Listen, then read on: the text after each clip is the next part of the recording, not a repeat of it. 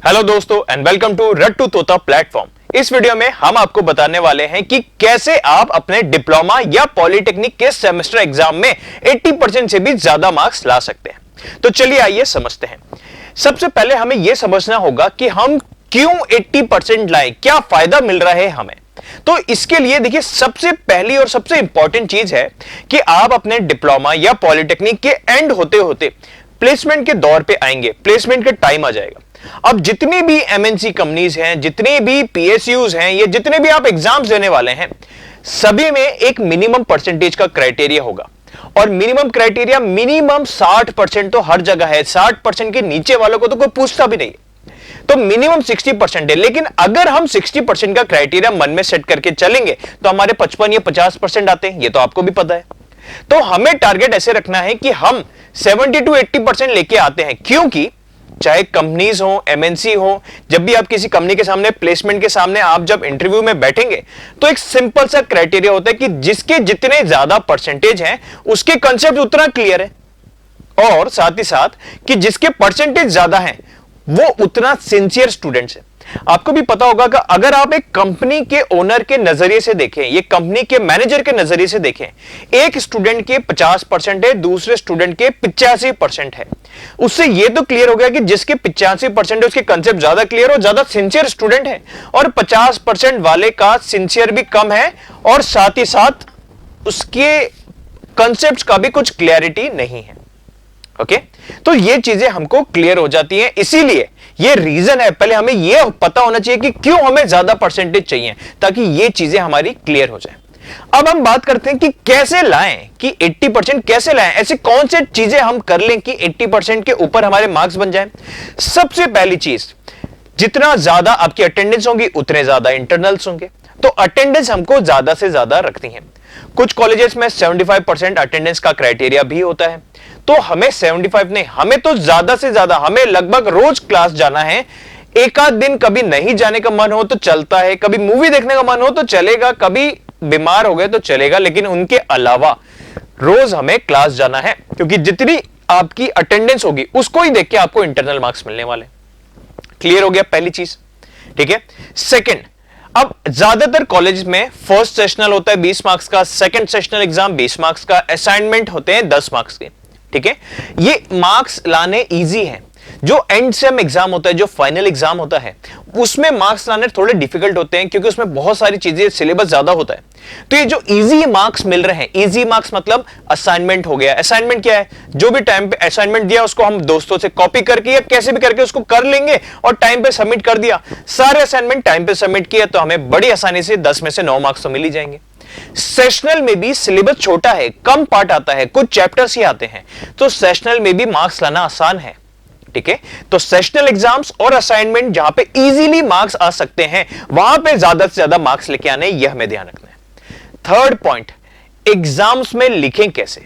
जो final same exam होगा, जहां पे बहुत सारा सिलेबस होगा, वहां पे सबसे पहली चीज, किसी भी क्वेश्चन को आप अटेम्प्ट करेंगे तो उसका आंसर को स्टेप बाय स्टेप लिखना है। स्टेप बाय स्टेप मतलब हर एक आंसर को लिखने का एक पैटर्न, एक तरीका होता है, एक मैनर होता है, ठीक है। तो पहले गिवन चीजें लिखी, फिर जो पूछी गई है वो चीजें लिखी। अगर क्वेश्चन बड़ा है, उसमें 3 चीजें पूछी हुई हैं, तो 3 चीजों की 3 अलग अलग हेडिंग में डाल के लिखना है, और हमेशा पॉइंट बाय पॉइंट अपनी बात लिखनी है। अगर आपके मन में 4 चीजें आ रही है तो उसको 6 लाइनों का बड़ा सा पैराग्राफ नहीं बनाना है।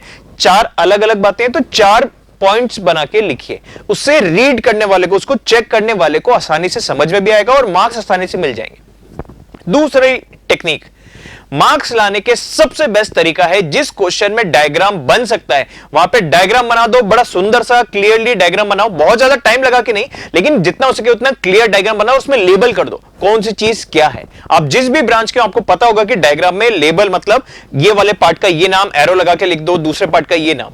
तो डायग्राम आने से हमारे मार्क्स तो बड़े आसानी से मिल जाते हैं, ठीक है। लिखने में, सेंटेंस वगैरह लिखने में कई बार गलती हो जाती है, ग्रामर खराब होती है, इंग्लिश अच्छी नहीं है, राइटिंग अच्छी नहीं है, लेकिन डायग्राम अगर हमने बना दिया तो आधे से ज्यादा मार्क्स तो मिल ही जाते हैं, ठीक है।